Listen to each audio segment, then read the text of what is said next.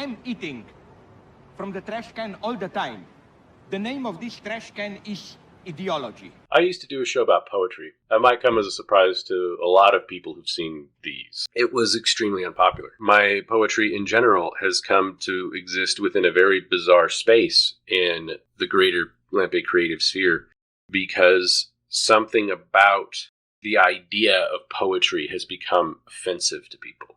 I'm not exactly sure what that's about. I assume it has something to do with a lot of people writing bad poetry for a long time. But a lot of the poetry that I was sharing is considered to be some of the most important and influential of the 20th century, or 19th century as the case might be. The reason that I bring it up, though, is because there was a particular poem. It was by Yeats. Part of its title includes the word political. The worst thing I could possibly have done for my place in the algorithms, for my respect in neoliberal society today, was to write my own political poem.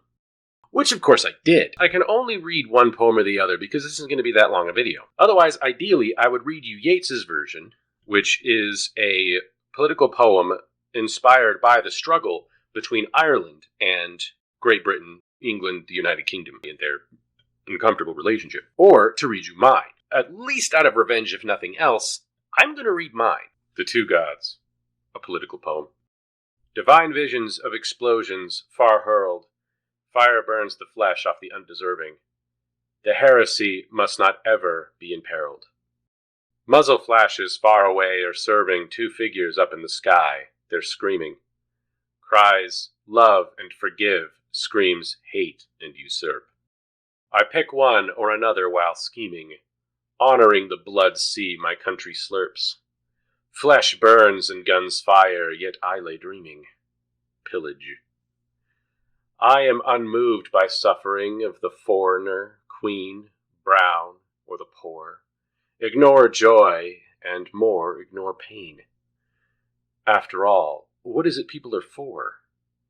They are a means only, never an end. People are whatever I say, so obey. All those who disagree are seen as cursed. Despite my crimes, the woman pained, they stay. Despite my face, I cast stone after stone, and so, above all men, I am a king. And trailing crimson vans, a mumbling brood. Only about my glory can you sing. I am these gods. Both my faces show power, disdain. All of my children are forsaken, blamed. All of my excuses are hate and love, and flowers and little children.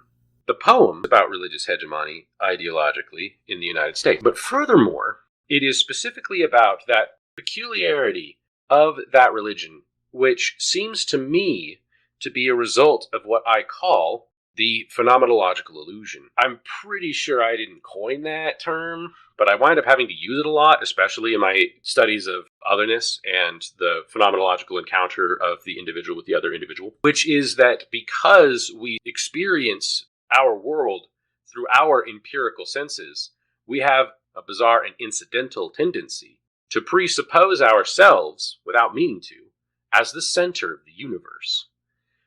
And we are the center of our experience of the universe. And if we're not consciously dealing with that, we fall into this line of thought. And when you're also supposedly extremely religious, or even just living in a society that was inspired by the values of the hegemonic religious culture, Christianity, for hundreds of years in the West, what that means ultimately is that anybody who believes in something like God, or takes for granted the artifices of a society that was built by people who did believe it, wind up, because of this phenomenological illusion, are not readily in a position to differentiate their own central experience of the universe from their concept of what this God they believe in is supposed to be.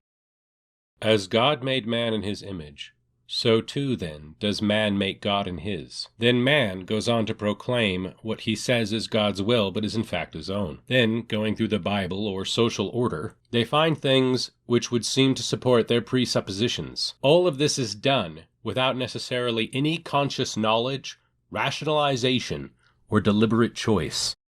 And as such, a lot of the Christian hypocrisy that is decried by people like me and many others winds up actually just being a result of the fact that we have no choice but to preconceive ourselves as the center of the universe. In essence, what I mean to say is that the average person who believes that their religion is important to politics, or vice versa, probably sees themselves as the center of that religion, whether they mean to or not. And in that way, every man in America who claims that they believe in God basically sees themselves as God. As is said about Western civilization during the time of Copernicus, it is easy to assume that we are the center of the universe. It takes a great deal of effort to escape that illusion.